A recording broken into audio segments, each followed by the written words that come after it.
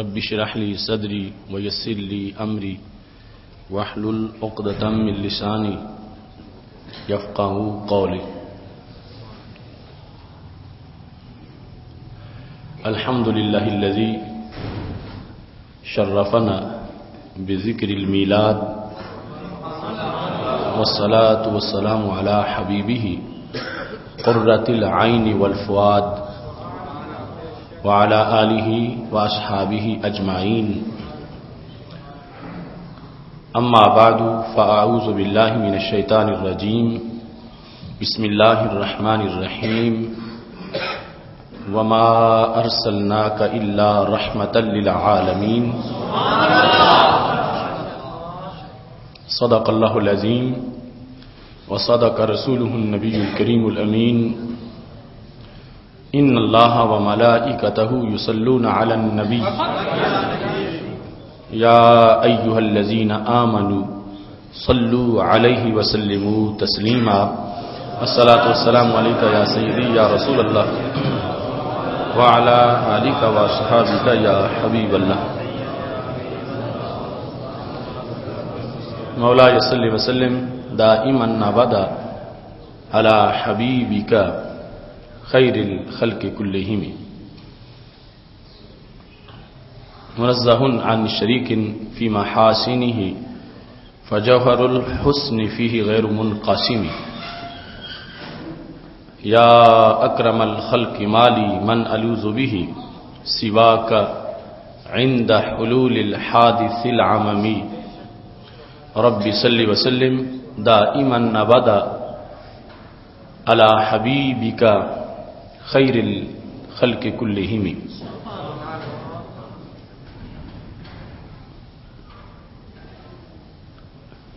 یہ معنی کہ جند جان کی قیمت بھی بڑی ہے،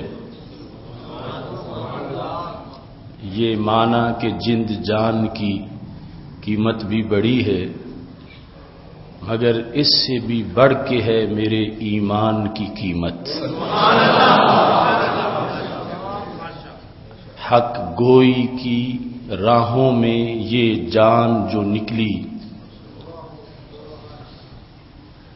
حق گوئی کی راہوں میں یہ جان جو نکلی، تو ہوگی سرور کونین کی پہچان کی قیمت. اللہ تبارک و تعالی جل جلالہ وعم نوالہ واتم برہانہ وعظم شانہ وجل ذکرہ وعز اسمہ کی حمد و ثنا، اور حضور سرور کائنات، مفخر موجودات، زینت بزم کائنات، دستگیر جہاں، غم گسار زماں، سید سروراں، حامی بے قساں، قائد المرسلین، خاتم النبیین، احمد مجتبی جناب محمد مصطفیٰ صلی اللہ علیہ وآلہ واصحابہ وبارک وسلم کے دربار گہر بار میں ہدیہ درود السلام عرض کرنے کے بعد، نہایت ہی معزز و محتشم سامعین حضرات، ماہ ربیع الاول شریف کے نور بھرے لمحات میں اور موسم میلاد میں آج جامع مسجد رضائے مجتبیٰ میں ہم سب کو اجتماع جمعۃ المبارک میں اس موضوع پر گفتگو کرنے اور سننے کی سعادت میسر آ رہی ہے کہ عید میلاد تیسری یا پہلی عید.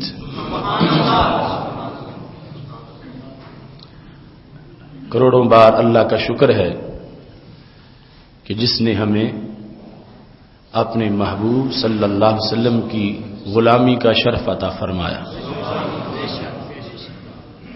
بندہ ناچیز اس مسجد میں اگرچہ 1994 سے خطبہ جمعہ کے لیے حاضر ہو رہا ہے، اور آج کا خطبہ جمعہ میری نئی زندگی کا پہلا خطبہ جمعۃ المبارک. خالق کائنات جل جلالہ کا کروڑوں بار شکر ہے کہ اس نے اپنی توحید اور اپنے محبوب علیہ السلام کی رسالت کہ گن گانے کے لیے مزید موقع عطا فرمایا ہے۔ محتشم سامعین حضرات، سید عالم نور مجسم شفیع معظم صلی اللہ علیہ وسلم کائنات میں ہر ذرے کے لیے رحمت ہے، جس کے لیے یہ گواہی قرآن کی کافی ہے، وما ارسلناک الا رحمتا للعالمین، کہ محبوب ہم نے آپ کو تمام جہانوں کے لیے رحمت ہی رحمت بنایا ہے۔ اس بنیاد پر سید عالم نور مجسم شفیع معظم صلی اللہ علیہ وسلم کا نور جب پیدا کیا گیا، جو دیگر کائنات کی تخلیق سے کئی ہزار سال پہلے پیدا کیا گیا تھا، جس طرح کی حدیث نور میں موجود ہے، جب حضرت جابر رضی اللہ تعالیٰ عنہ نے پوچھا سألت رسول اللہ صلی اللہ علیہ وسلم ان اول شیء خلقہ اللہ، کہ میرے محبوب یہ بتاؤ کہ رب نے سب سے پہلے کس چیز کو پیدا کیا؟ تو رسول اللہ صلی اللہ علیہ وسلم نے فرمایا ہوا نور نبی کا یا جابر، جابر وہ تیرے نبی کا نور ہے جسے اللہ نے سب سے پہلے پیدا فرمایا۔ امام بخاری کی استاذ امام عبد الرزاق، انہوں نے اپنی کتاب میں یہ حدیث تخلیق نور محمد صلی اللہ علیہ وسلم کے باب میں ذکر کی ہے، اور انہوں نے حضرت معمر سے یہ سنی ہے، حضرت معمر نے امام محمد بن منقدر سے سنی ہے جو کہ تابعی ہیں، اور انہوں نے حضرت جابر بن عبداللہ سے سنی ہے جو کہ صحابی ہیں۔ حضرت جابر بن عبداللہ نے براہ راست رسول اللہ صلی اللہ علیہ وسلم سے یہ سنی ہے۔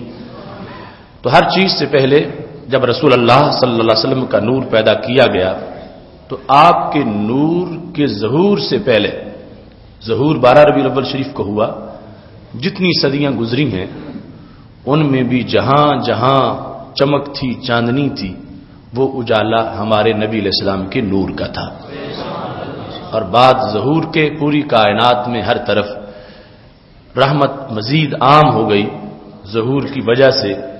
اس بنیاد پر آپ کی آمد کا دن کائنات میں سب سے بڑا خوشیوں کے اظہار کا دن ہے، کہ جس میں اتنی جامعیت ہے کہ اگر ایک طرف حضرت صدیق اکبر رضی اللہ تعالی عنہ کہتے ہیں میرے نبی آئے، تو چیونٹی مسکرا کے کہتی ہے ابو بکر میرے بھی نبی آئے۔ اتنی رحمت کائنات کے ہر ذرے پہ ہو گئی، اتنا فضل ہوا، اتنا کرم ہوا۔ اس واسطے یہ دن صرف عید ہی نہیں ہے بلکہ ساری عیدوں میں سے پہلی عید ہے۔ اگر عید الفطر کو عید کا لقب ملا ہے تو وہ اس دن کے صدقے ملا ہے، عید الاضحیٰ کو اگر عید کا وقار ملا ہے تو اس نور کے صدقے میں ملا ہے۔ یہ عید بھی ہے اور عیدوں میں سے پہلی عید ہے، اور اس انداز کی عید ہے کہ باقی عیدیں محدود طبقے کی ہیں۔ اب عید الفطر کبھی تاروں نے نہیں منائی، اور عید الاضحیٰ کبھی سمندر کی مچھلیوں نے نہیں منائی، لیکن آپ صلی اللہ علیہ وسلم کی آمد کی خوشی تو پوری کائنات نے منائی ہے۔ اس بنیاد پر میں آپ کے سامنے کچھ لوگوں کی اصلاح کے خاطر ایک موضوع بیان کر رہا ہوں، تاکہ پتہ چلے کہ رب ذوالجلال نے رسول اللہ صلی اللہ علیہ وسلم کی الفت و محبت کے لیے ہمیں چن کر ہم پہ کتنا کرم فرمایا ہے۔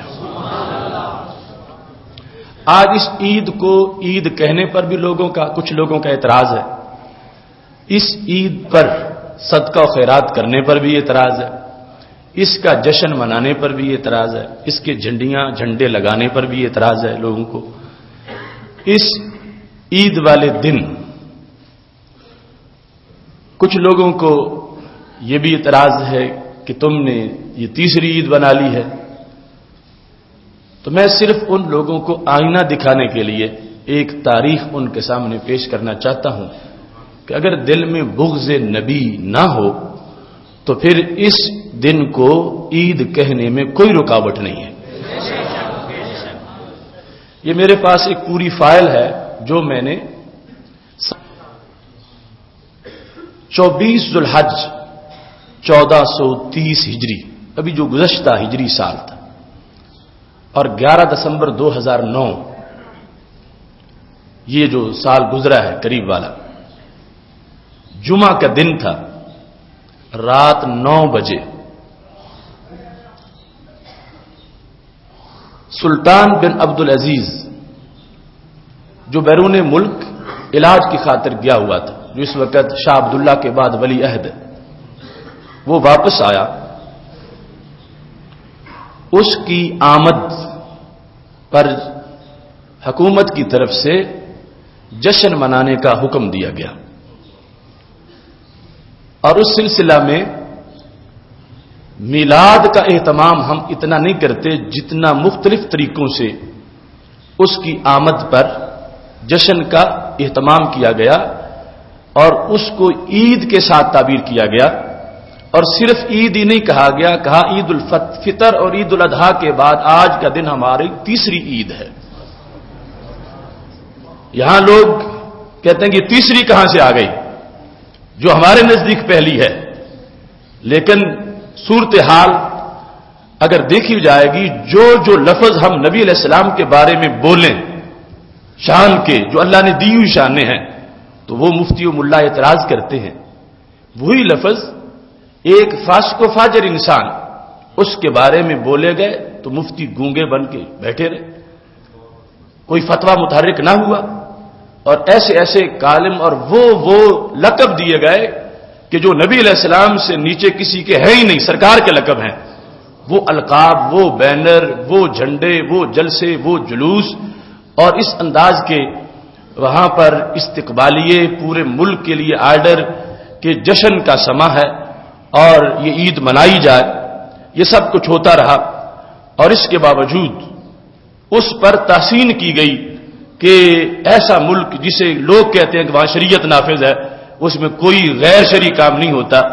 سرکاری سرپرستی میں ایک بادشاہ کے صحت یاب ہونے والے دن کو اگر یوم مبارک کہا جا سکتا ہے اور یوم عید کہا جا سکتا ہے تو سوچنے کی بات ہے کہ جن کے صدقے جہان بنا ان کی آمد کا دن یوم عید کیوں نہیں ہو سکتا.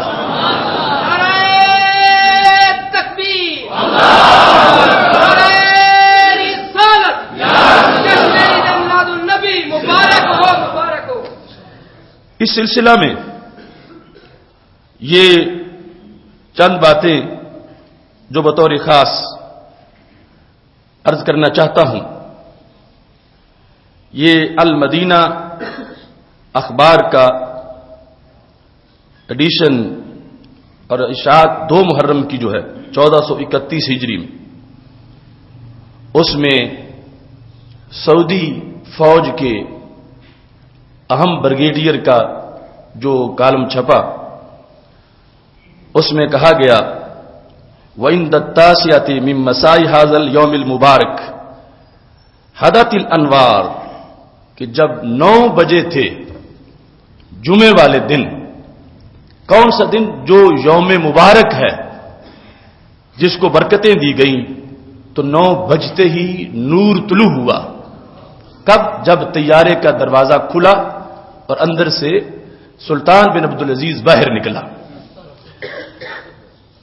اس کے ساتھ کہتا ہوا سلطان القلوب، یہ سلطان قلوب ہے. هو الامیر المحبوب الذي لا يكاد يخلو بیت من بیوت السعودیین وغیر السعودیین من جودہ. پر یہ وہ ذات ہے کہ کوئی گھر خواہ وہ سعودی ہے یا غیر سعودی ہے ایسا نہیں ہے جس گھر میں اس کا جود نہ پہنچا ہو. ہمارے نبی علیہ السلام کے بارے میں کہتے ہیں جس کا نام محمد و علی ہے وہ کسی چیز کا مالک و مختار نہیں. اور ادھر کیا ہے کہ پوری کائنات پر. اب تم بتاؤ تمہارے گھر سلطان بن عبد العزیز نے کیا بھیجا، اور وہاں بین الاقوامی پریس میں یہ دیا جا رہا ہے کہ یہ وہ ذات ہے جو ملک الانسانیت ہے. ملک الانسانیت، محسن انسانیت اور امیر انسانیت یہ تو سرکار کے لقب ہے. تو یہ کہتے ہیں یہ ملک الانسانیت ہے اور یہ محبوب قلوب ہے. اور اس کا فضل کتنا ہے، لفظ جود کے ہیں. اور جود میرے محبوب علیہ السلام نے فرمایا تھا اللہ اجود جودا، سب سے بڑا جود رب کائنات کا ہے. ثم انا اجود بنی آدم، رب کے بعد مخلوق میں پہلا نمبر میرا ہے، پہلا نمبر میرا ہے۔ فرمایا کروڑوں حاتم تائی میرے قدموں کے نیچے ہیں، کوئی نبی بھی اتنا بڑا دسترخوان نہیں رکھتا جتنا میرا دسترخوان ہے۔ اب جو اتنی بڑی جود والی ذات ہے ان کی آمد کا دن تو یوم مبارک نہ بنے، اور جو ایک چھوٹا سا انسان ہے اس کی ایک ملک سے واپسی کو یوم مبارک قرار دیا جائے، اور پھر ساتھ یہ لکھا جائے کوئی سعودی یا غیر سعودی گھر ایسا نہیں ہے جس گھر میں اس عبد السلطان بن عبد العزیز کا جود نہ پہنچا ہو۔ تو پتہ چلا کہ اگر شریعت مطہرہ کی بات ہوتی تو حدود کو سامنے رکھا جاتا کہ جو شان نبی علیہ الصلوۃ والسلام کی ہیں وہ کسی اور کے لیے بیان نہ کی جائے، اور جب ہم بیان کرتے ہیں تو کہتے ہیں تم غلو کرتے ہو، بڑھا کے بیان کرتے ہو۔ اب سوچنے کی بات ہے غلو کون کر رہا ہے؟ ہم تو ان کی بیان کرتے ہیں کہ جن کی شان کی کوئی حد ہی نہیں، اتنی رب نے دی ہے، اور وہ ایک انسان جو ان کے اپنے فتوے کے مطابق داڑھی کٹانے کی وجہ سے فاسق و فاجر ہے، دیگر اس کے جو عقائد یا معاملات ہیں وہ تو اپنی جگہ، کہ وہاں کے شہزادوں کی جو کرتوت ہے وہ اپنی جگہ، لیکن اس بنیاد پر جو اس کو یہ لفظ لے کے کہ سعودی یا غیر سعودی کوئی گھر دنیا کا ایسا نہیں ہے کہ جس میں اس کا جود نہ پہنچا ہو، یہ اتنا بڑا صاحب جود ہے۔ بلکہ درود تاج کا ایک جملہ جو تہجد کے وقت لوگ سپیکروں میں پڑھتے ہیں تو یہ لوگ کہتے ہیں ہماری نیندیں خراب ہو رہی ہیں، اور یہ لقب جو ہے یہ جائز نہیں ہے۔ وہ لفظ کیا ہے؟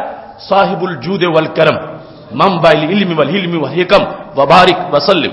اب یہاں پر نبی علیہ الصلوۃ والسلام کو درود تاج میں صاحب الجود والکرم کہا جائے، اس پر بھی لوگوں کو اعتراض ہے۔ تو میرے پاس اس کے القاب کی جو لسٹ ہے اس کے اندر باقاعدہ طور پر صاحب الجود والکرم کے الفاظ لکھ کے سلطان عبد العزیز کا نام لکھا گیا ہے۔ سوچنے کی بات ہے کہاں یہ اور کہاں وہ سلطان کائنات، اس کے لیے صاحب الجود والکرم لکھا جائے اور لاکھوں کی تعداد میں وہ شائع کیا جائے، اور اس پر ایک فتویٰ بھی متحرک نہ ہو اور ایک طرف سے بھی آواز نہ اٹھے کہ یہ چھوٹے سے بونے انسان کو تم اتنا بڑا مقام اس کا ظاہر کر رہے ہو، اور جو سارے جہانوں کے سردار ہیں ان کے بارے میں جو بولو کہ کہتے ہیں کہ اس کی تو سند ہی کمزور ہے۔ تو میں پوچھتا ہوں کس آیت سے تم نے اس کو صاحب الجود والکرم کہا، اور کس حدیث سے اس انسان کو صاحب الجود والکرم کہا؟ بس نصیب اپنا اپنا ہے، کوئی کسی دنیا دار کی تعریف کرتا ہے اور کوئی نبیوں کے تاجدار کی تعریف کرتا ہے۔ محتشم سامعین حضرات، اب اس سلسلہ میں یہ میرے پاس موجود ہے پیر کا دن 4 محرم 1431 ہجری کا یہ اخبار 21 دسمبر 2009 کا، جس کے اندر انہوں نے واضح طور پر لکھا صاحب الجود والکرم والنقوہ والمروہ صاحب السیرت العاطرہ والسجایا الانسانیہ، معطر سیرت والا، جود و کرم والا، صاحب الجود والکرم، ہو بہو وہ لفظ جو درود تاج کے اندر نبی علیہ السلام کا وصف بیان کریں تو یہ کہتے ہیں یہ گڑے ہوئے الفاظ تم بول رہے ہو اور یہ مت بولو، اور اپنے ایک چھوٹے سے انسان کے لیے وہ ڈگریاں جو اللہ کے نبی کی ڈگریاں ہیں معاذ اللہ ان کو بیان کیا جا رہا، اور کوئی ایسی پاور نہیں وہاں پر جو بتائے کہ اپنی حد میں رہو، جو جس حد تک ہے اس کا وہ وصف بیان کرو۔ پتہ چلا کہ رب ذوالجلال نے ادب کے کرینے اہل حق کو عطا فرمائے ہیں۔ یہاں یہ بات بھی یاد رکھی جائے کہ یہ ایک گروپ ہے وہاں پر مسلط، عرب مزاج کی نہ ہم تردید کرتے ہیں نہ مذمت کرتے ہیں اور نہ ان کا یہ انداز، یہ پالتو لوگ قلم کار خریدے ہوئے جو تنخواہیں وصول کرتے ہیں اور جملے ان کی شان میں لکھ دیتے ہیں، مسلط طبقہ ان کا یہ انداز ہے۔ اسی فوج کے اس بریگیڈیئر کے اعلان کے اندر یہ بھی لکھا ہے ملائکہ وہ سموی ہی کثیرۃ لا یحوی کتاب ولا یجمعها مؤلف، کہتا ہے ہمارے سلطان بن عبد العزیز کی جو شانیں ہیں ان کو کسی کتاب میں احاطہ کیا ہی نہیں جا سکتا۔ لا یحویھا کتاب، ایسی کتاب ہو ہی نہیں سکتی جو اس کی ساری شانیں بیان کرے، ولا یجمعها مؤلف، اور ایسا کوئی مصنف نہیں ہو سکتا جو اس کی شانوں کا احاطہ کر سکے۔ میرے امام نے بریلی سے یہ کہا تھا تیرے تو وصف عیب تناہی سے ہیں بری، ہے رام میرے شاہ کیا کیا کہوں تجھے کہ یا رسول اللہ صلی اللہ علیہ وسلم تمہاری شانیں اتنی ہیں کہ ہم گننے لگیں تو ختم نہیں ہوتی، اور جب کسی محبوب کی شانیں گنے تو ختم ہو جائیں، یہ بھی ایک عیب ہوتا ہے، میرے محبوب تم اس عیب سے بھی پاک ہو۔ تیرے تو وصف محبوب جو تیری شانیں ہیں یہ عیب تناہی سے ختم ہو جانے والے عیب سے بری ہیں، تمہاری شانیں ختم نہیں ہوتی۔ یہ عشق صادق ہے جس کے سامنے سرکار کا یہ انداز ہے کہ گنے تو شانیں ختم نہیں ہوتی، ہم یہ کہیں تو کہتے تم غلو کرتے ہو، بھلا بندے کی شانیں ایسی ہو سکتی ہیں جو ختم نہ ہو؟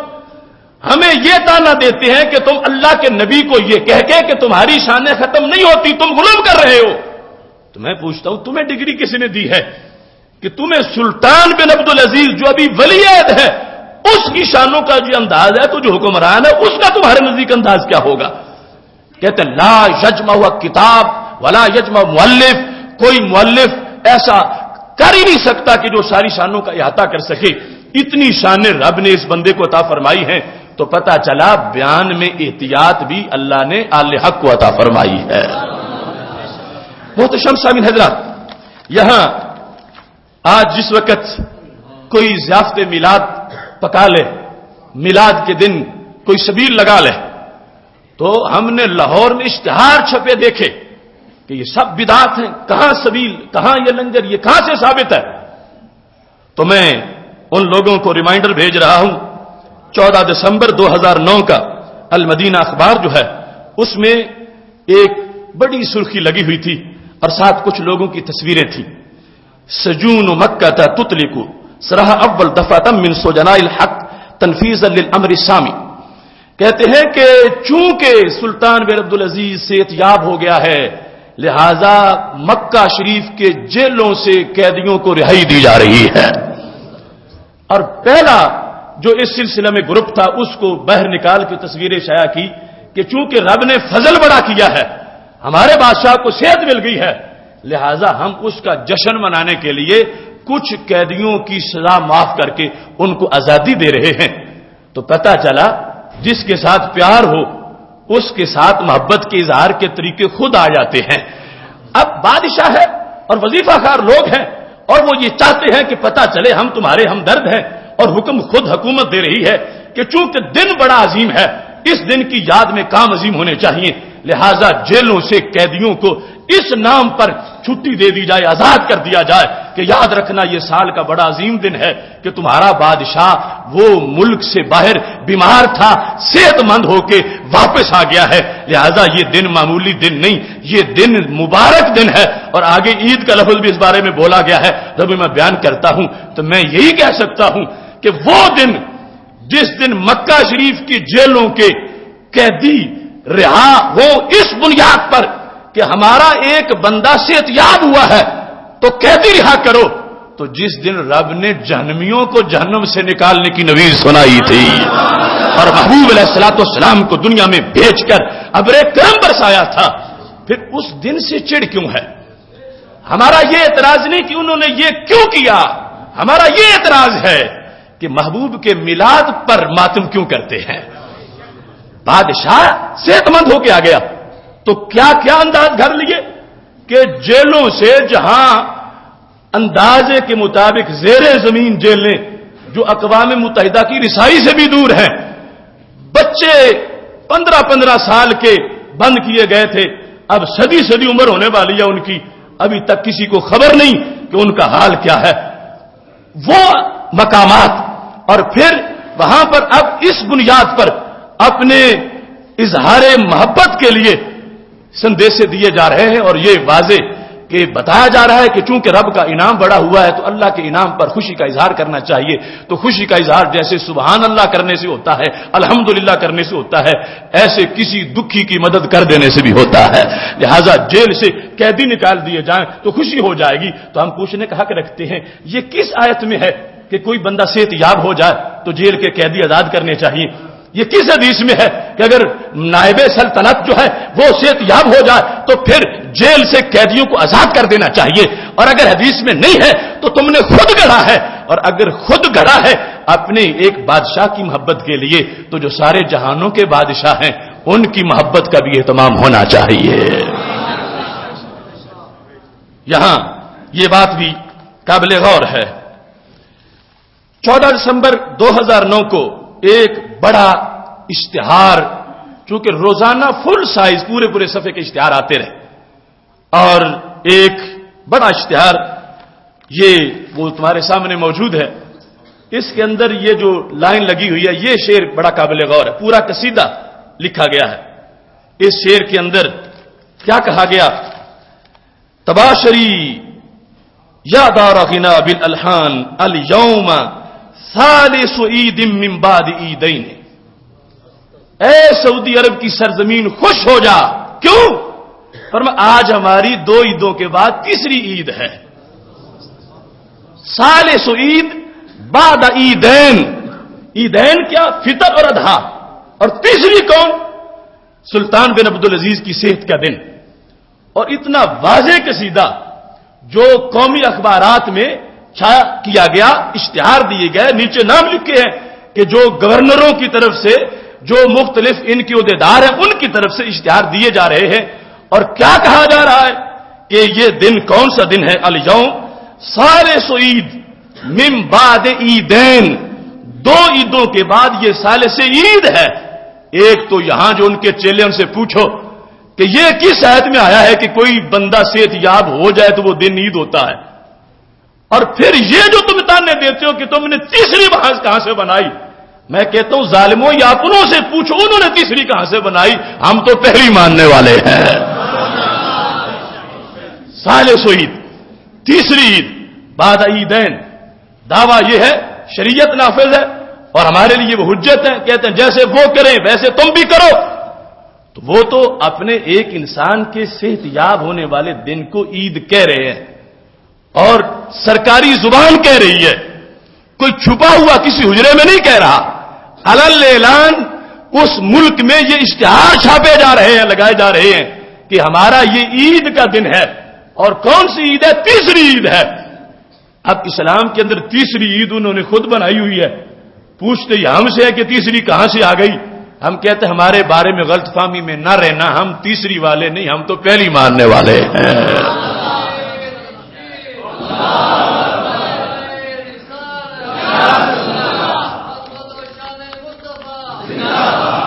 اس کے علاوہ یہاں جو سلسلہ تھا، چونکہ جشن منانے کا الاحتفاء والاحتفالات، جس کو آپ کہتے ہیں نا عید منانا، جشن منانا، میلاد منانا، یہی لفظ عربی زبان میں انہوں نے استعمال کیا. اب پورا ملک جشن منائے اور پورا ملک عید منائے. تو اس سلسلہ میں آن دی ریکارڈ بچوں کے جلوس علیحدہ نکلے، بڑے لوگوں کے علیحدہ نکلے، عورتوں کے علیحدہ نکلے، اور ساری تصویریں میڈیا میں آئیں. بچوں کی لائنیں، قطاریں، جھنڈے ہاتھ میں ہے جس پر سلطان بن عبدالعزیز کی تصویریں بنی ہوئی ہیں. عورتیں اس کی تصویریں اٹھا کے وہ نعرے لگا رہی ہیں، جلوس نکال رہی ہیں.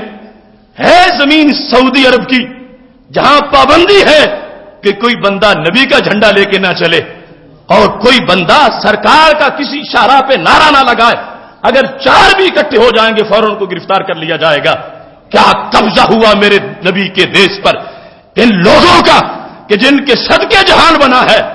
ان کی یاد میں تو 12 ربیع الاول کو دن 4 بندے بھی اکٹھے ہو کے ان کا نعرہ نہیں لگا سکتے.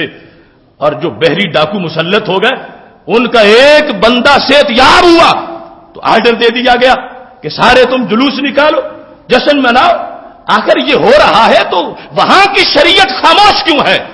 وہ امر بالمعروف اور نہی عن المنکر کا ٹولہ جن کی ڈیوٹی ہے کہ تم نے گھر گھر سونگنا ہے، جہاں بھی عید میلاد کی بات ہو رہی ہو تم نے ان لوگوں کو گرفتار کرنا ہے. اگر وہ فارنر ہو تو ان کو خروج لگانا ہے کہ ملک سے ان کو نکال دیا جائے اور پھر ان کو سزا بھی دینی ہے. اور اس انداز میں وہاں پر ڈیوٹیاں لگی ہوئی ہیں، گھر گھر چیکنگ کی، کوئی محفل میلاد کی نام کی چیز نہ بنائے. میں پوچھتا ہوں آخر یہ جو کچھ ہو رہا ہے کیا یہ قرآن ہے؟ یہ سنت ہے؟ اگر عموم دلیل بناتے ہو کہ اللہ تعالیٰ کا فرمان ہے قل بفضل اللہ وبرحمتہ فبذلک فلیفرحوا، اللہ کا فضل ہو جائے تو خوشی کا اظہار کرنا چاہیے. چونکہ بادشاہ سلامت صحت مند ہو گئے ہیں تو ہم خوشی منا رہے ہیں. تو میں کہتا ہوں تھوڑی سی سوچ سیدھی کر لو. اگر بادشاہ سلامت صحت یاب ہو جائیں تو خوشی ہے، تو رحمت عالم آ جائیں تو پھر بھی خوشی ہونی چاہیے.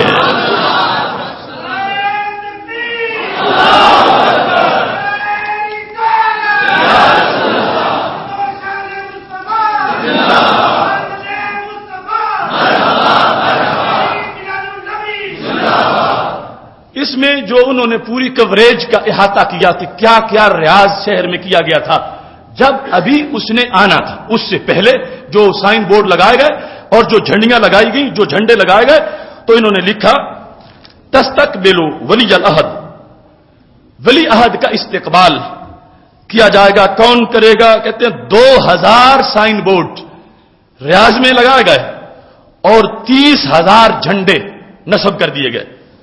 30,000 رایا، 30,000 جھنڈے اور 2,000 سائن بورڈ، اور ان کا نمونہ بھی اخبار میں دیا گیا جو بڑی بڑی شاہراہوں پہ لگے ہوئے تھے. لکھا تھا یا سلطان الخیر، یا سلطان الخیر حمد اللہ علی سلامتکم، اے خیر کے بادشاہ تمہاری سلامتی پر ہم اللہ کی حمد کرتے ہیں. تو یہاں پر جو لوگ آج ہم سے جھگڑتے ہیں، میں پوچھتا ہوں وہ تھا بیرون ملک، تو کیا یا اس وقت پکارنا جائز تھا؟ یا ہر شاہراہ میں وہ سائن بورڈ کے ساتھ لٹکا ہوا تھا کہ سن رہا ہے کہ مجھے یا سے تعبیر کیا جا رہا ہے؟ یا سلطان الخیر کے 2000 سائن بورڈ ریاض میں لگائے گئے استقبال کی خاطر.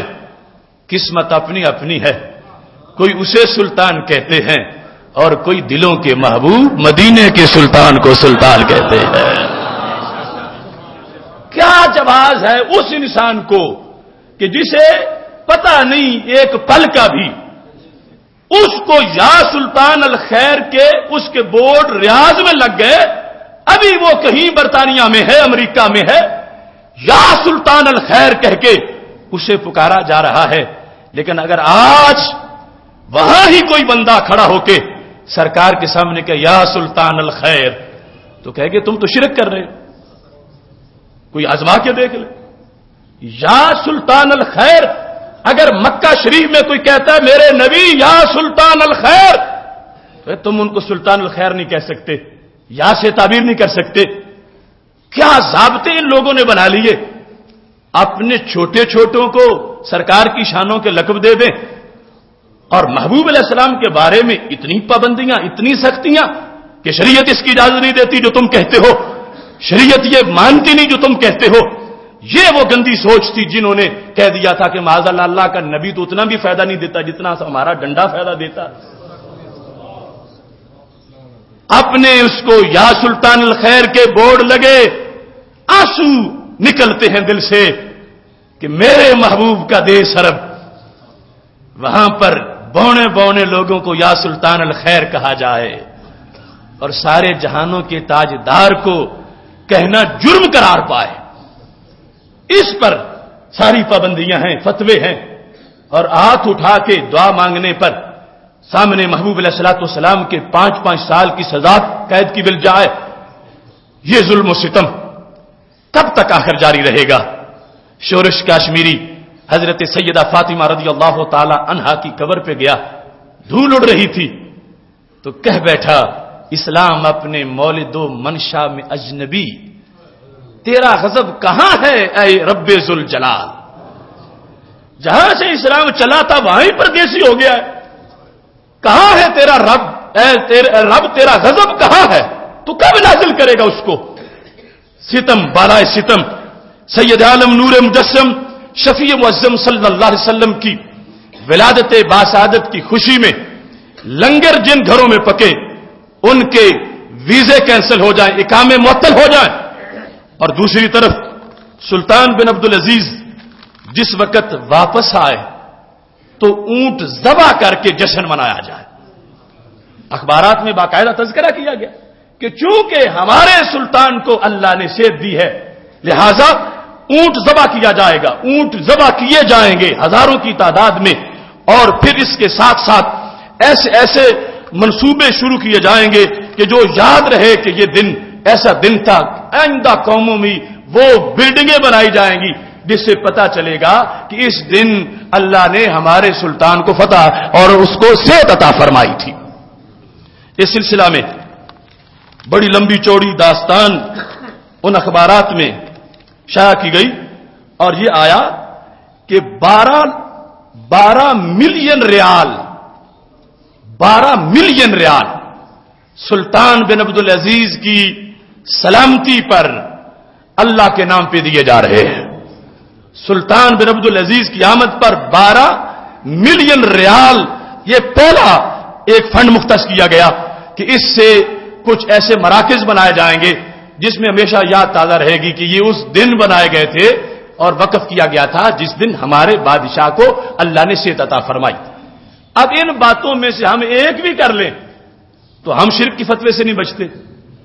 جرم ہمارا یہ ہے کہ ہم بادشاہ کے لیے نہیں کرتے، ہم شہنشاہوں کے شہنشاہ کے لیے کرتے ہیں. اور وہ کہتے ہیں اگر ان کے لیے ہے تو پھر جائز نہیں، اگر سلطان بن عبدالعزیز کے لیے تو پھر جائز ہے. اور اس سلسلہ میں صرف ایک نہیں، پوری تاریخ کو دوہرا کے اس میں انہوں نے یہ 9 دسمبر کا جو اخبار تھا وہ کہا کہ فرحہ کبیرہ تعم ارجال وطن، وہ خوشی جو سارے وطن کو اپنی لپیٹ میں لیے ہوئی ہے. اس کے بعد انہوں نے یہ لکھا کما احتفل ابناء الشعب السعودی یوما بعودۃ الملک خالد رحمہ اللہ من رحلۃ العلاجیہ مع اخیہ الوفی سلطان. کہتے آج جو ہم نے عید منائی یہ کوئی نئی بات نہیں، ہم نے پہلے بھی ایک منائی تھی. کون سی؟ کہا جب شاہ خالد بیمار ہوا تھا اور بیرون ملک گیا تھا اور سلطان بن عبدالعزیز ساتھ علاج کروانے گیا تھا، جس وقت وہ شاہ خالد واپس آیا تھا ہم نے اس دن بھی عید منائی تھی. اور آج کیا ہوا؟ کہتے آج پھر سلطان بن عبدالعزیز بیمار ہو گیا اور اس کا بھائی سلمان ساتھ گیا، آج لوٹ کے آیا تو ہم نے پھر بھی عید منائی ہے. اپنی تاریخ کو دہرایا جا رہا کہ یہ بدعت ہم نے پہلی مرتبہ نہیں کی، ہم یہ پہلے بھی کر چکے. احتفال اور محفلیں اس پر ہم نے پہلے بھی منعقد کی ہے.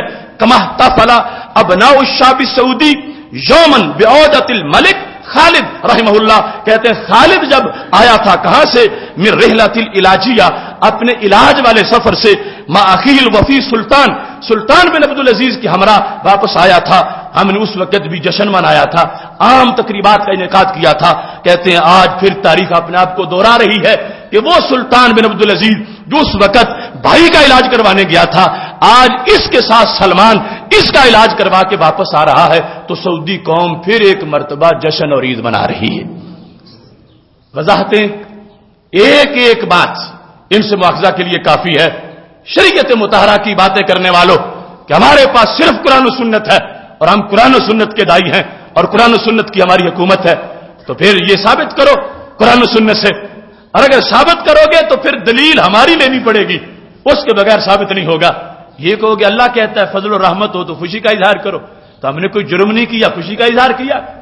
غلام آزاد کر دیے، قیدی چھوڑ دیے، ہم نے اونٹ ذبح کر دیے، ہم نے جھنڈے لگا لیے، ہم نے سائن بورڈ بنا لیے، ہم نے بچوں کے عورتوں کے جلوس نکال لیے. کیوں؟ ہم خوشی کا اظہار کر رہے ہیں. کیوں کر رہے ہیں؟ کہ بادشاہ کو صحت ملی ہے. تو میں کہتا ہوں تھوڑا سا آگے بھی سوچو کہ جن کے صدقے کھاتے پیتے ہو ان کی آمد کا دن حقیقی خوشیوں کا دن ہے. دلیل اگر دیں گے تو ہماری دیں گے، جو دلیل میلاد ہے، اور اگر نہیں تو پھر خود بدعتی ہے، بدعت کا خود ارتکاب کر رہے ہیں، ایسی کہ جو ہمارے ہاں تو موجود ہی نہیں ہے. اتنے انداز انہوں نے خوشی کے اپنی طرف سے گھڑ لیے اور ان کو آگے پھیلایا اور پھر اپنی پوری تاریخ کو دوہرایا. اس سلسلہ میں ایک اور انداز کہتے ہیں تحویل الاحتفاء الی مشاری خیریہ. ہم نے جو جشن منانے کا انداز تھا اس کو کنورٹ کر دیا ہے آگے کہ ہم آگے خیراتی منصوبہ جات جاری کر رہے ہیں. جشن کو کنورٹ تب کیا منا کے پہلے جھنڈے لگا لیے، پہلے جلسے کر لیے. ریاض میں سب سے بڑا اجتماع ہوا ریاض کے اسٹیڈیم میں، اس میں سب شریک ہوئے اور اونٹ ذبح کیے گئے. سب کچھ کرنے کے بعد کہتے اب ہم اس کو آگے دوسرا رنگ دے رہے ہیں کہ اس کی یاد میں اب ہم مختلف پروجیکٹ کریں گے، مختلف اسپتال بنائیں گے اور یہ یاد تازہ رہے گی کہ یہ دن سعودی تاریخ کا ممتاز دن ہے کہ جس دن اس جگہ کے بادشاہ کو رب نے صحت عطا فرمائی. اس میں کہنے لگے کہ اب جس پروگرام کو ہم شروع کر رہے ہیں اس کا نام ہے برنامج الامیر سلطان للطوارئ والخدمات الاسعافیہ. ایمرجنسی اور فرسٹ ایڈ کے لیے ایک جامع نظام جس کو سلطان بن عبدالعزیز کی صحت سے منسوب کیا جائے گا. 11ویں کے چاولوں پر شرک کے فتوے لگانے والے اور بزرگوں کے ایصال ثواب کے لیے کسی چیز کو ان کی طرف منسوب کرنے کے لیے جس میں برکت کا عقیدہ ہے، ثواب کا کہ ان کو ملے، اور عبادت رب کی جا رہی ہے. اب وہی عبادت جو مقصود ہے کہ رب کی ہو، نیک ہم غریبوں کی مدد کر دیں، لیکن وہاں پر نام اپنے بادشاہ کا استعمال کیا جا رہا ہے، اس کی طرف ان منصوبہ جات کو منسوب کیا جا رہا ہے. اور ساتھ یہ کہا کہ یہ ہماری پرانی تاریخ ہے. اب چند حوالہ جات اس سلسلہ میں 9 دسمبر کے اس المدینہ اخبار کے ذہن میں رکھنا. کہتے ہیں کہ ایک زمانہ وہ تھا جب خود عبدالعزیز، جس کے یہ سارے بیٹے جو اب تک ختم ہی نہیں ہو رہے، جو پہلا غاصب تھا جس نے برطانیہ کی مدد سے یہاں حکومت قائم کی تھی، وہ کہتے ہیں کہ بعد عودت الملک عبدالعزیز رحمہ اللہ من رحلت الى مصر، وہ مصر گیا تھا. اور یہ کب کی بات ہے؟ 1365 ہجری کی بات ہے. 1365 ہجری میں عرب پہ قبضہ جما کے اپنے دورے پہ مصر گیا. تو مصر سے جب واپس آیا تو سارے قوم نے، جو ان کے اپنے انداز میں لوگ تھے، انہوں نے کہا کہ چونکہ بادشاہ سلامت مصر جا کے واپس آ رہے ہیں لہذا ہم ملک میں جشن منائیں گے. تو عبدالعزیز جو بانی ہے اس سٹیٹ کا، غصبے کا، قبضے کا، اس کی مصر سے واپسی پر عام تقریبات کا اعلان کر دیا گیا کہ جشن منایا جائے گا. اب جس وقت تقریبات شروع ہو گئیں تو کہتی ہے کہ حکم دے دیا عبدالعزیز نے، اب یہ خرچے جو کر رہے ہو اس کا ایک اور نام رکھ دو، تم میرے سفر سے واپسی کا جشن یوں مناؤ کہ اس نام پر ایک مدرسہ قائم کر دیا جائے، اور اس مدرسہ کے ضمن میں تاریخ محفوظ رہے گی کہ یہ وہ مدرسہ ہے جو اس دن بنایا گیا تھا جس دن عبدالعزیز مصر سے ہو کے واپس آ رہا تھا. اس سلسلہ میں یہ مدرسے کا نام انہوں نے لکھا. کہتے اب تک وہ مدرسہ چل رہا ہے. تو سوچنے والی بات، ہمیں اس پہ اعتراض نہیں کہ مدرسہ کیوں بنایا، ہمیں اس پر اعتراض ہے کہ لمبی چوڑی عرب سلطنت جس کو غاصب سعودی کہتے ہیں اور وہ میرے محبوب کا محمدی عرب ہے، اس میں ایک بھی مدرسہ دکھا دو جو 12 ربیع الاول کی یاد میں بنا ہو. وہاں تو جو بنی ہوئی چیزیں تھیں یادگاریں وہ مٹا دی گئیں، اور یہاں کیا حق ہے عبدالعزیز کا عرب کے دیش پر، کیا احسان ہے اس کا کہ اس کے لیے تو یادگار بندی رائے قیامت تک آج بھی بورڈ لگا ہے کہ یہ وہ ہے سفر سے واپسی پر کی یادگار بنا دی گئی تھی کہ بادشاہ سلامت مصر سے ہو کے واپس آ رہے ہیں اور ان کے لیے خوشی کا اظہار کیا جا رہا ہے. یہ بدعتیں جو وہاں پر ایجاد کی گئیں اور اپنے الو کو سیدھا کرنے کے لیے یہاں پر کوئی فتویٰ متحرک نہیں ہوا. ہزاروں فتوے جو روزانہ لگتے ہیں ان میں سے ایک بھی ایسا نہیں ہے، اور صرف ایک بار ایسا نہیں ہوا. دوبارہ اس اخبار میں یہ لکھا گیا ہے کہ جب 27 محرم کا دن تھا تو اس وقت بھی ایک عید کا دن منایا گیا 1403 ہجری کو. 1403 ہجری اور 27 محرم کون سا دن ہے؟ خلال حفل اہالی الریاض الذي اقیم فی 27 المحرم، 27 محرم کو جو جشن منایا گیا کس واسطے؟ بے مناسبت مبایعت خادم الحرمین الشریفین الملک فہد بن عبدالعزیز. فہد بن عبدالعزیز کے برسر اقتدار آنے کے دن جب قوم ان سے بیعت کر رہی تھی کہ تم ہمارے بادشاہ ہو، کہتے ہماری تاریخ کا وہ دن بھی عید کا دن ہے. ادھر عبدالعزیز مصر سے واپس آئے، پھر فہد بن عبدالعزیز سلطنت کا اقتدار سنبھالے جس میں شاہ خالد شفا پائے، اور جس کے اندر پھر جا کے سلطان بن عبدالعزیز صحت مند ہو کے واپس آ جائے. اتنی عیدیں انہوں نے گھڑی تو کوئی فتویٰ نہ لگا، اور ہماری عید میلاد میں اتنے فتوے لگ گئے. یہ سارے وہ کہتے ہیں ہماری تاریخ کے روشن دن بلا نہیں جا سکتے، ان کا اہتمام کیا جائے گا. اور پھر اس کے ساتھ یہ لکھا گیا کہ یہاں پر فکان انتم تاسیس مکتبۃ الملک فہد، اس سلسلہ میں پھر ایک عمارت بنائی گئی جس کو فہد لائبریری کا نام دیا گیا، کہ یہ اس بات کی دلیل ہے کہ آج کے دن قوم ایک عظیم دن منا رہی ہے اور دنیا قیامت تک یاد رکھے کہ یہ ایک تاریخ ساز دن تھا ہماری اس حکومت کے لیے۔ اور اس کے ساتھ ہی وَإِسْنَالِ احتفال بمرور 100 سنہ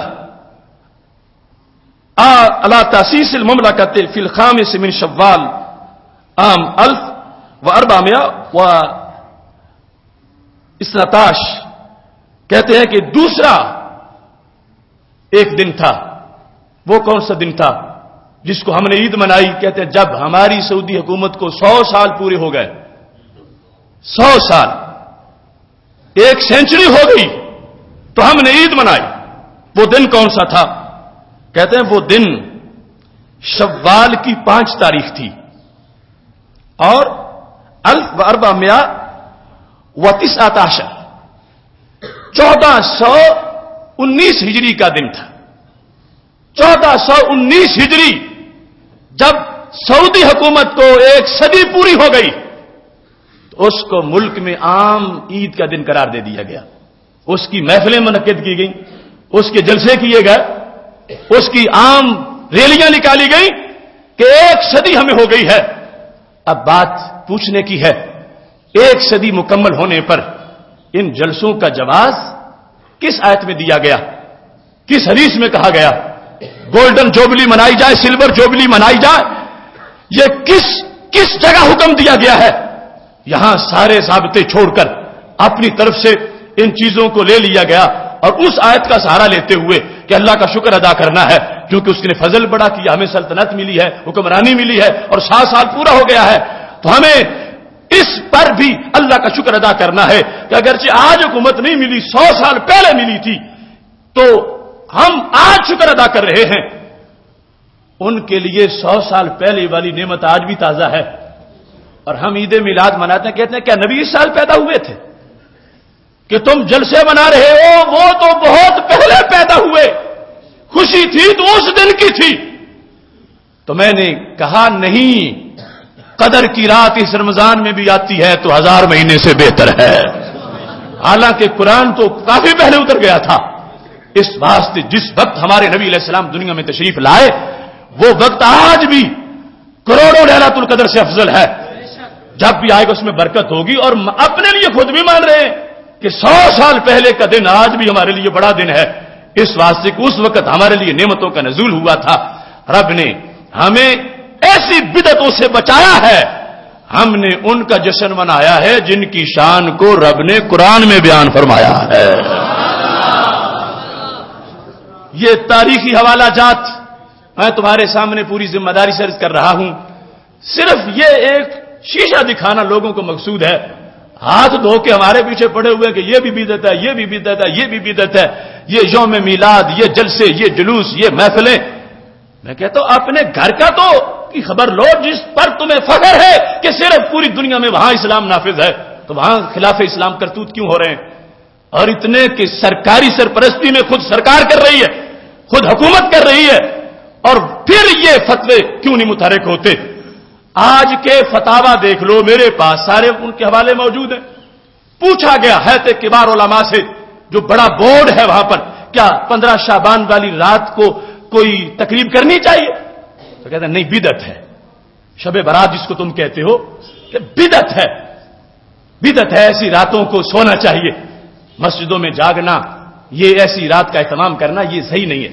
پوچھا گیا 27 رجب کے بارے میں کیا خیال ہے؟ تو کہتے ہیں یہ بھی بدعت ہے، 27 رجب شب معراج کو منانا یہ بھی جائز نہیں۔ پوچھا گیا 10 محرم، کہتے ہیں یہ بھی بدعت ہے۔ پوچھا گیا 12 ربیع الاول، کہتے ہیں یہ بھی بدعت ہے۔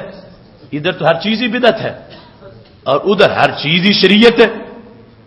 کتنے حوالے میں نے تمہارے سامنے پیش کیے، آخر حیات کبار علماء جو سارے مفتی ہیں ان دنوں کے بارے میں فتویٰ کیوں نہیں دیتے؟ ہر سال جو عید الوطنی منائی جاتی ہے کہ یہ یوم ہے ہمارا جس میں ہمیں حکومت ملی تھی، اس پر عید کا لفظ بولا جاتا، اس پر تو کوئی فتویٰ نہیں آتا۔ اور پھر یہاں یہ امر بھی قابل غور ہے کہ سید عالم نور مجسم شفیع معظم صلی اللہ علیہ وسلم کے القاب کے لحاظ سے پاک محبوب علیہ الصلوۃ والسلام کی شانوں کے لحاظ سے وہ جو کچھ ذکر کیا گیا، اگر میں ذکر کر دوں تمہارے سامنے تم کانوں کو ہاتھ لگاؤ کہ ہم نعت پڑھے تو کہتے ہیں یہ تو سب کچھ گھڑ کے بیان کر رہے ہیں، یہ شان اللہ کے نبی کی نہیں جو یہ بیان کرتے ہیں. اور یہ میں اس ذمہ داری پر کہہ رہا ہوں کہ میں اس نعت کا حامی نہیں ہوں جو کسی جاہل شاعر نے شریعت کے برخلاف لکھی ہو. میں اس نعت کی بات کر رہا ہوں جو قرآن و سنت کے مضمون کو بیان کر رہی ہو. اس پر جو ان لوگوں کے تانے ہیں ہمیں، تو میں صرف آئینہ دکھانا چاہتا ہوں کہ جس وقت ڈاکٹر عبد الرحمان صاحب نے یہ مضمون لکھا اور اس کو 27 ذوالحج میں قومی اخبارات میں نشر کیا گیا، کہتا ہی نہ یذکر الجود یذکر سلطان، کہتا جب بھی دنیا میں جود کا نام آئے گا تو سلطان بن عبدالعزیز کا نام آئے گا. تم کہتے ہو جب بھی جود کا نام آئے گا تو مدینے والے کا نام آئے گا، کیونکہ سرکار کا اپنا فرمانا بخاری مسلم میں، اور انا اجود بنی آدم، فرم میرے جتنا کسی کا بھی لنگر نہیں، میں سب سے بڑا جود والا ہوں. یہ وہاں کا ایک خاص طبقہ کیا کہہ رہا ہے؟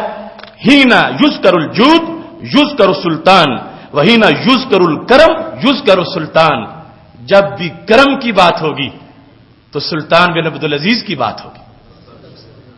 میں نے خود اپنے کانوں سے سنا کہ لوگوں نے کہا یہ نہ صحیح نہیں، یہ سب تمہارا کرم ہے، آقا کے بعد اب تک بنی ہوئی ہے، یہ کہنا جائز نہیں، یہ سب تمہارا کرم ہے آقا. سرکار کے کرم پر اعتراض کرنے والے کہتے ہیں جب بھی کرم کا تذکرہ چھڑے گا تو سلطان بن عبدالعزیز کا نام ضرور آئے گا. کیا پدی کا شوربہ، کیا حیثیت ہے اس کی میرے نبی علیہ السلام کے نام کے مقابلے میں. کہتے ہیں جب بھی جود کا تذکرہ چھڑے گا اس کا نام آئے گا، کرم کا تذکرہ چھڑے گا اس کا نام آئے گا. اور کہتے ہیں ہی نہ تذکر المروءہ یذکر سلطان، جب بھی جوان مردی کا، انسانیت کا، رواداری کا ذکر آئے گا تو پھر بھی سلطان کا نام آئے گا. اور کہتے ہیں جس وقت ہی نہ تذکر الشہامہ یذکر سلطان، جب بھی بہادری، شجاعت اور وقار کا ذکر آئے گا تو سلطان بن عبدالعزیز کا نام آئے گا. اور کہتے ہیں ہی نہ یذکر ندل ید یذکر سلطان، جب بھی ہاتھوں کے شبنم کا ذکر آئے گا.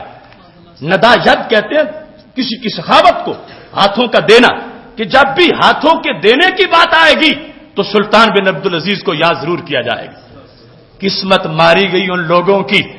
ہم تو کہتے ہیں جب بھی یہ تذکرے چھڑیں گے ان باتوں کے تو ذہن سیدھا مدینے شریف جائے گا. بریلی کے تاجدار نے کہا تھا جن کو سوئے آسماں پھیلا کے جل تھل بھر دیے، صدقہ ان ہاتھوں کا پیارے ہم کو بھی درکار ہے. تیرے ہی دامن پہ پڑتی ہے ہراسی کی نظر، ایک جانے بے خطا پر دو جہاں کا بار ہے. اب دیکھو چونکہ ایک بہت گیپ ہے، ہمارے لوگ اکثر عربی جانتے نہیں، پھر اس کا مطالعہ نہیں، ہمیں انہوں نے یہاں ڈرا ڈرا کے ہمارے لوگوں کو فتوے لگا لگا کے مار دیا ہے. یوں بھی کرو گے مشرک بن جاؤ گے، یوں بھی کرو گے مشرک بن جاؤ گے. تو میں پوچھنا چاہتا ہوں وہ سب کچھ کر رہے ہیں اور پھر بھی وہی تو عید کے ٹھیکیدار قرار پائے، پھر وہی خادم حرمین قرار پائے، پھر وہی شریعت کے نگہبان قرار پائے. پھر بھی تم نے اپنے خطبوں میں سرکار کا نام چھوڑ کے ان کے تذکرے کیے کہ دنیا میں توحید کے جھنڈے لہرائے تو اس خاندان نے لہرائے. تو میں شیشہ دکھانے کے لیے یہ بات کر رہا ہوں کہ یہ سب کچھ وہاں ہو رہا ہے. اتنے قصیدے، اتنے نغمے، اتنی غزلیں، اتنے مناقب لکھے جا رہے ہیں اور صرف چند ٹکوں کی خاطر یہ سب کچھ ہو رہا ہے. ہمارا نظریہ بالکل ستھرا ہے. میرے امام سے کسی نے کہا تھا ریاست نان پارا کا جو حکمران تھا کہ احمد رضا صاحب تم بہت بڑے شاعر ہو، تمہاری شاعری پر دنیا حیران رہ گئی ہے، تم اپنے نبی علیہ السلام کے قصیدے بڑے لکھتے ہو، ایک میرا بھی لکھ دو. تو میرے امام نے کہا تھا کروں مدح اہل دول رضا، پڑے اس بلا میں میری بلا، میں گدا ہوں اپنے کریم کا، میرا دین پارائے نہ نہیں.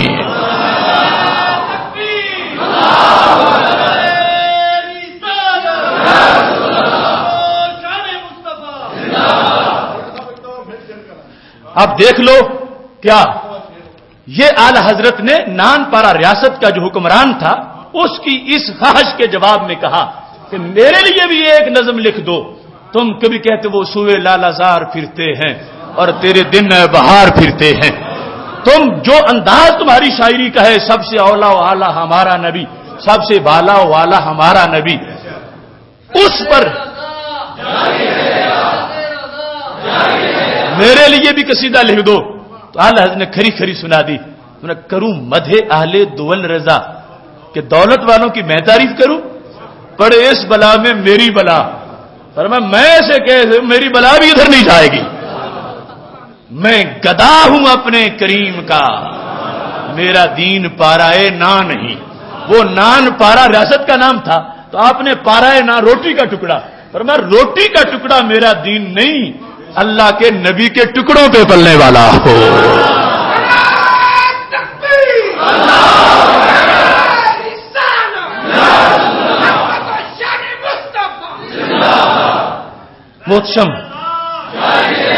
محتشم سامعین حضرات، چونکہ ٹائم تھوڑا ہے، یہ بڑے لمبے قصیدے لکھے ہوئے ان لوگوں نے اپنے بادشاہ کی شان میں کہ جب بھی فضیلت کی بات ہوگی تمہارا نام آئے گا، کرم کی بات ہوگی تمہارا نام آئے گا، جود کی بات ہوگی تمہارا نام آئے گا.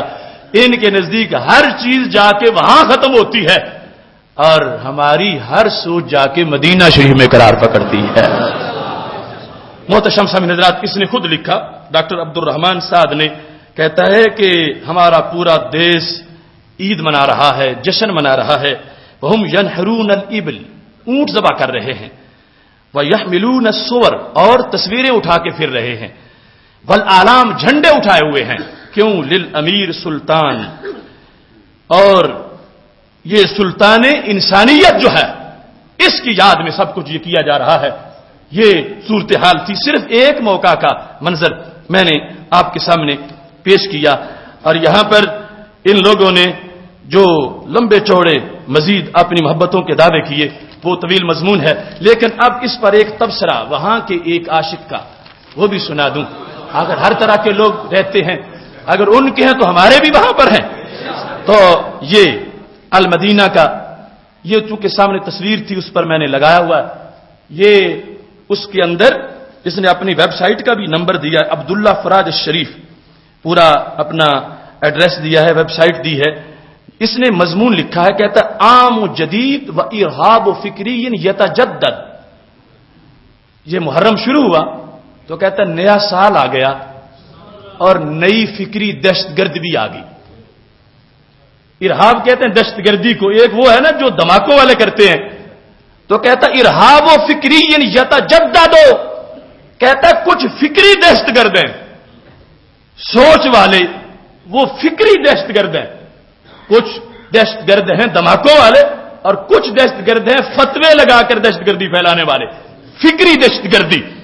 اب یہ انٹرنیشنل اخبار وہاں کا، اور یہ شخص جو ہے اس کا روزانہ دوسرے تیسرے دن کالم ضرور چھپتا ہے. تو اس نے کہا عام و جدید، نیا سال آ گیا، و ارہاب فکری یتجدد، اور نئی فکری دہشت گردی بھی آ گئی. بڑے افسوس سے کہنے لگا، کہتا ہے ان لنا اخوہ یسدون علینا منافذ الفرح. ہمارے کچھ بھائی یہاں سعودی ایسے ہیں کہ جو ہر خوشی کے موقع کو ہمارے لیے بند کرنا چاہتے ہیں. یسدون منافذ الفرح، جو خوشی کے اوقات ہیں، منفذ کہتا ہے کسی چیز کے داخل ہونے کی جگہ، کہ جن جن وقتوں میں خوشیاں آتی ہیں یہ آگے سے دروازہ بند کرتے ہیں. کہتے ہیں خوشی کا اظہار نہیں کرنا، خوشی نہیں منانی.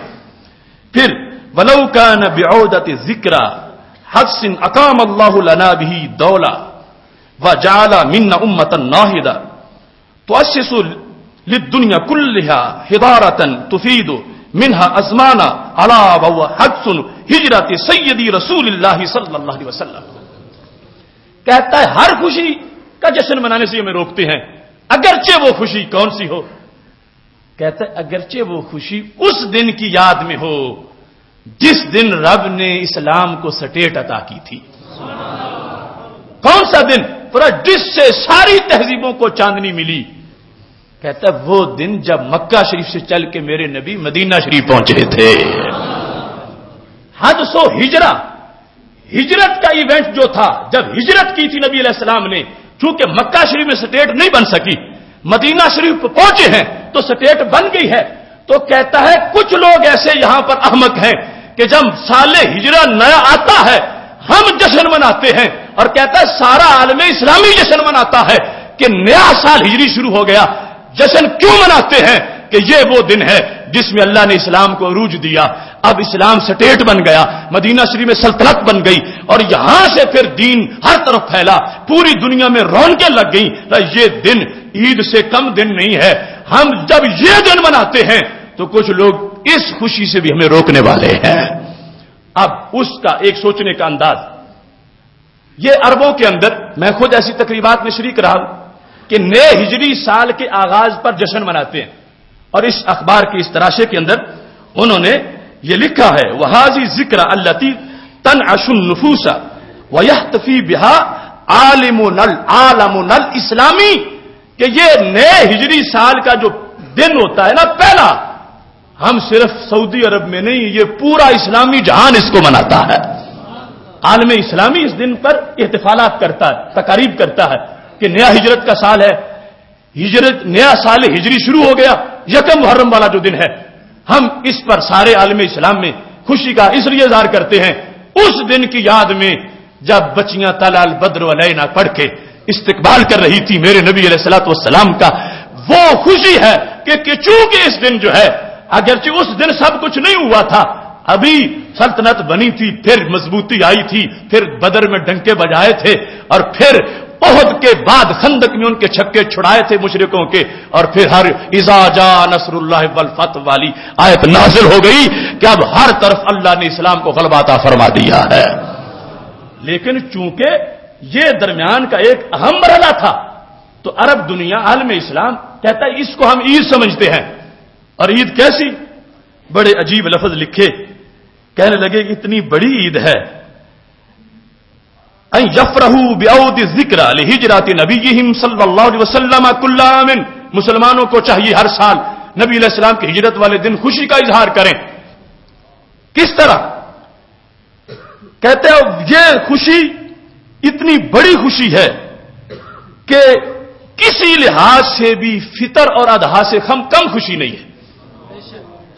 دونوں عیدوں کا ذکر کر کے کہتے ولا یراحت انہا تنتقص من العیدین فطر و اضحیٰ, کہ یہ یکم محرم کا دن جو نئے ہجری سال کا دن ہے اور یادگار ہے نبی علیہ السلام کی ہجرت کی, کسی لحاظ سے بھی نہ فطر سے کم ہے نہ اضحیٰ سے کم ہے. یہ رو رہے تھے تیسری عید کو, عرب کہتے ہیں ہمارے پاس تو ہجرت والا دن بھی عید کا دن ہے. اور یہ بات سوچنی چاہیے, ہجرت والے دن کو عید کہا کہ اب آغاز ہو گیا سٹیٹ کا. اور سوچنے کی بات ہے اگر ہجرت والا دن عید ہے تو ظہور والا دن کتنی بڑی عید ہوگا. مدینہ شریف میں سرکار کی جلوہ گری کا دن عرب سکالر لکھنے لگے فطر کے دن سے کم نہیں, عید کے دن سے کم نہیں, یہ بڑی عید ہے. اور جب مدینہ شریف کا ظہور اتنی بڑی عید ہے تو جب طیبہ کے چاند مکہ شریف میں ظاہر ہوئے تھے تو وہ تو بیس ہے اصل. مکہ شریف میں تھے تو پھر مدینہ پہنچے, مکہ شریف میں تھے تو نبوت کا اعلان کیا, مکہ شریف میں تھے تو پھر 13 سال تک حق کے جھنڈے لہرائے. تو پتہ چلا یہ مزاج ہے مقدس لوگوں کا کہ محبوب علیہ الصلوۃ والسلام کی زندگی میں تو کئی عیدیں ہیں, کہیں دنیا میں آنے کی عید ہے, کہیں عرش پہ جانے کی عید ہے, کہیں جا کے ہجرت کا سفر کرنے کی عید ہے. اور انہوں نے یہ کہا کہ میرے نزدیک مسلم امہ یہ سوچ رکھتی ہے کہ ہجرت نبی علیہ السلام والا دن جو ہے یہ کسی لحاظ سے بھی کم نہیں ہے فطر کے دن سے اور عید اضحیٰ کے دن سے, لہذا اس عید کا جشن منانا چاہیے, اس کا بھی اہتمام ہونا چاہیے. یہ لکھ کر انہوں نے کہا لیکن کیا کریں ہمارے معاشرے کی دہشت گرد سوچ کا, دہشت گرد سوچ کیا کہتی ہے؟ کہتا ہے فیفتون, وہ فتویٰ دیتے ہیں ان العید عیدان, عیدیں صرف 2 ہیں, فطر و اضحیٰ, ایک ہے فطر دوسری اضحیٰ, ولا فرح بعدہما, اور ان کے بعد کسی شے کی خوشی نہیں منانی چاہیے. وہاں کا سکالر جو فتووں والا دین ہے اس پہ رو پڑا کہ یہ جو خوشی سلطان بن عبدالعزیز کی ہے، یہ سارے فتوے کراس کر کے جو لوگوں کو دکھانے کا دین ہے، اس میں کہا کہ خوشی کے دن صرف دو ہے، ایک فطر ہے اور دوسرا دن عید اضحیٰ کا ہے، اس کے علاوہ کوئی تیسرا دن خوشی کا نہیں ہے۔ کہتا ہے یہ ہمارے لوگ جو فکری دہشت گرد ہیں، ہمارے ملا ایسے فتوے دے رہے ہیں۔ کہتا ہے میرا تو ایمان کہتا ہے کہ ہجرت نبی علیہ السلام والا دن کسی لحاظ سے بھی فطر اور اضحیٰ سے کم نہیں ہے، اس دن بھی خوشی کا اظہار ضرور ہونا چاہیے۔ محتشم سامعین حضرات، یہ دیکھ لو کس انداز میں حقائق کو بدلا جا رہا ہے، اور صرف ڈنڈے کے زور پر اور حکومت کی وجہ سے حقائق کو مسخ کرنے کی باتیں ہو رہی ہیں۔ لیکن میں مطمئن ہوں اگرچہ خراب ہے ماحول کہ خزاں کے بعد کا موسم بہار ہوتا ہے۔ ایک دن رب کعبہ کی قسم وہ آئے گا کہ یہ کیڑے مکوڑے بلوں میں ہوں گے اور گلی گلی میں یا نبی کی صدائیں آ رہی ہوں گی۔ یا سلطان الخیر کہنے والے یہ نہیں ہوں گے، اللہ کے نبی علیہ السلام کو یا سلطان الخیر کہنے والے نظر آ رہے ہوں گے۔ سید عالم نور مجسم شفیع معظم صلی اللہ علیہ وسلم کا وہ مشن جس کے وارث اب بھی وہاں موجود ہیں، یہ کالم نگار کہتا ہے قد تتصاعد الی تہم ببدع و کفر، کہ ہمارے فتویٰ باز یہاں تک باز نہیں آتے کہ ایسی عیدوں کو بدعت بھی کہہ دیتے ہیں اور ایسی عیدوں کے منانے والوں پر کفر کا فتویٰ بھی لگا دیتے ہیں۔ کیونکہ میں نے وہاں بورڈ لگے دیکھے، حضرت سیدنا امیر حمزہ رضی اللہ تعالیٰ عنہ کی مزار کے قریب جو مسجد ہے اس میں لکھا ہوا تھا جو شخص عید میلاد منائے گا اس کی بیوی کو طلاق ہو جائے گی۔ ایک بار شامل ہو گیا کسی جلسے میں، میلاد کے جلسے میں، یا اس نے خود منعقد کیا، اس کا نکاح ٹوٹ گیا، کہتے اس کے بعد کی ساری اولاد حرام کی ہوگی معاذ اللہ، اور اگر وہ مر گیا تو جنازہ جائز نہیں ہوگا۔ کون ہے فرقہ واریت پھیلانے والا؟ ہم نے تو نہیں کہا، جو سرکار کے میلاد پر یہ فتویٰ لگائیں کہ جو شامل ہو اس کا نکاح ٹوٹ جائے، اب ان کا دین کہاں گیا؟ سلطان بن عبدالعزیز کے جشن منانے میں تو پتہ چلا کہ یہ ایک جو کچھ بھی وہ کہتے ہیں خدا کی قسم شریعت کی مجبوری نہیں، ان کو گندی طبیعت کی مجبوری ہے۔ اس کے بعد اپنا اقتدار ہے، دنیا کے فوائد ہیں جس کے پیش نظر عاشقوں کو دھکے مارے جا رہے ہیں، سب کچھ کیا جا رہا ہے۔ ورنہ اگر شریعت ہوتی اس انداز کی تو پھر اپنوں کو بھی سمجھاتے، جو خود شریعت کے علمبردار بنے ہیں، اپنے لیے خادم حرمین کا لقب اختیار کیا ہے، تو وہ کام کرتے پھر اس طرح جو شریعت وہ سمجھتے ہیں۔ جب خود ہی اس کی دھجیاں اڑا رہے ہیں تو پتہ چلا کہ معاملہ کچھ اور ہے۔ محتشم سامعین حضرات، یہ ایک پیغام تھا جس کی تپش لو یقیناً بہت بڑی ہے، جو برداشت کرنی پڑتی ہے، جس کا مقابلہ بھی کرنا ہوتا ہے، مگر اگر کسی کے ڈر سے حق بیان کرنا چھوڑ دیا جائے تو پھر زندہ رہنے کا کوئی مقصد باقی نہیں رہتا۔ یہ پیغام میں نے آپ کے سامنے پیش کر دیا، جو پہنچے گا وہاں تک یقیناً ہر چیز ریکارڈ میں ہمیں دکھانے کے لیے وہ رکھتے ہیں، لیکن یہ آئینہ دکھانا تو ہمارا کام تھا۔ کل کہیں گے قیامت کے دن یا رسول اللہ صلی اللہ علیہ وسلم، جب ظالم قبضہ گرپ آ گیا تھا ہم نے اس وقت بھی شیشہ دکھایا تھا کہ ظالموں تمہارے نام چھوٹے ہیں، میرے نبی کا نام بڑا نام ہے۔ یہ ضرور حصہ لیں۔ میں ایک بار پھر اپنے رب کا شکر ادا کرتا ہوں کہ اس نے مجھے اپنی توحید کے بیان کے لیے اور اپنے محبوب علیہ السلام کی رسالت کے بیان کے لیے مجھے زندگی کا نیا تحفہ عطا فرمایا ہے۔ موت ایک چیز ہے جس سے ڈرنا ایک لحاظ سے شریعت کا تقاضا ہے کہ اس کی تیاری کی جائے، اور ایک لحاظ سے ڈرنا نہیں چاہیے۔ تو آج اس لحاظ سے میں مزید مطمئن ہوں کہ وہ موت جس سے کبھی بندے کو اپنی ذات کی بنیاد پہ ڈر آتا ہے، اللہ نے ایک موقع دے کر جب موت کو قریب سے دیکھا ہے تو خالق کائنات نے اور حوصلہ عطا فرما دیا ہے۔ قریب سے گولیاں گزر کے جو دوسری سائیڈ میں پیوست ہوئی، اور اس کے فوراً بعد کڑیاں والا میں جا کر میں نے خطاب کیا اور کسی کو بتایا نہیں کہ ابھی اس حادثے سے موت کے سائے سے نکل کے آئے ہیں، تو اس کے ساتھ ہی متصل دوسرے دن 5 اجتماعات میں خطاب کیا، اور یہ سفر جاری ہے۔ انشاءاللہ اللہ کا فضل ہے، کروڑوں بار شکر ہے کہ اس نے نبی علیہ السلام کے میلاد کی برکت سے مجھے سالم رکھا، سلامتی عطا فرمائی. اور یہ تمہارے لیے بھی پیغام ہے کہ موت کے ڈر سے بیٹھ جانا گھر، یہ ہمارا مشن نہیں ہے، ہمارا طریقہ نہیں ہے، یہ ہماری گھٹی کے اندر شامل نہیں ہے. خون میں جو پیغام ہے اور جو ہمارے بزرگوں کا ہمارے پاس ورثہ ہے اس میں یہ لازم ہے. میرے شیخ کامل حافظ الحدیث حضرت پیر سید محمد جلال الدین شاہ صاحب رحمہ اللہ تعالی نابینا تھے مگر حدیث کے بھی حافظ تھے، قرآن کے بھی حافظ تھے. وہ بھٹو کے ستم کا جب زمانہ تھا تو رات کو بہت سی پولیس پہنچ گئی اور جامعہ محمدیہ نوریہ رضویہ اس کو سیل کرنے کے لیے آ گئے. شاہ صاحب کے گھر کی بھی تلاشی لی اور بڑے دہشت اور وحشت کا ماحول بنایا گیا کیونکہ اس وقت جو جور و ستم تھا آپ کو پتہ ہی ہے. تو حضرت حافظ الحدیث رحمۃ اللہ علیہ سے کسی نے غم کا اظہار کیا کہ اب تو یہ بھکی کا مدرسہ سیل ہو گیا تو پھر دین کیسے چلے گا. تو کہنے لگے شیشم کے درخت کے نیچے پڑھانا شروع کیا تھا تو پھر درخت کے نیچے بیٹھ جائیں گے. تو کہا گیا شاہ صاحب آپ معذور ہیں، بڑے بیٹے مظہر قیوم بھی قید میں ہے، محفوظ مشہدی بھی قید میں ہے، سید عرفان مشہدی بھی قید میں ہے، اب کیا بنے گا. تو کہا میرا پوتا نوید الحسن تو ابھی بحری ہے. یہ جذبہ انہوں نے ہمیں تفویض کیا.